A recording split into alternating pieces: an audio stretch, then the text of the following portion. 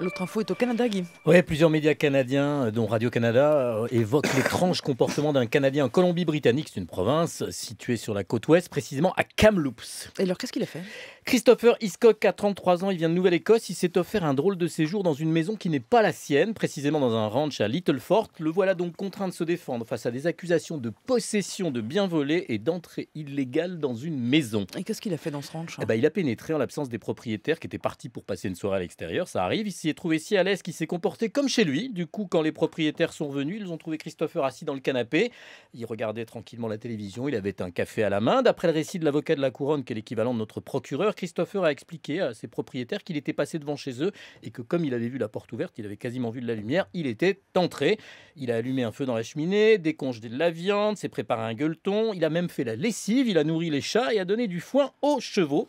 Il s'est même servi de la brosse à dents et du rasoir du propriétaire. Alors, si je suis en mesure de faire une description si précise de ce qu'il a fait, c'est qu'il l'a écrit dans le journal intime de la famille. Je le cite: aujourd'hui, c'était ma première journée complète au ranch. J'ai nourri les chats et les chevaux. Il y a tellement de choses à faire ici que je dois me rappeler de me relaxer et de prendre mon temps. Il continue: je ne me sens pas seul ici. Je suppose qu'avec 2 chats et 3 chevaux, c'est plus difficile de se sentir seul. Hier soir, j'ai fait un feu de cheminée. C'était si calme. J'ai dormi comme un bébé. Alors, devant l'évidence de son intrusion, Christopher a dû plaider coupable. Il avait également volé un camion le 16 septembre dernier. Camion retrouvé sur le ranch. Hiscock, qui n'a pas d'antécédent criminel, a avoué qu'il n'a aucune excuse. Alors, François Barouin, cette histoire est étonnante, mais avec mon esprit tordu, je vous propose, comme Christopher, de jouer au coucou dans le nid d'un autre.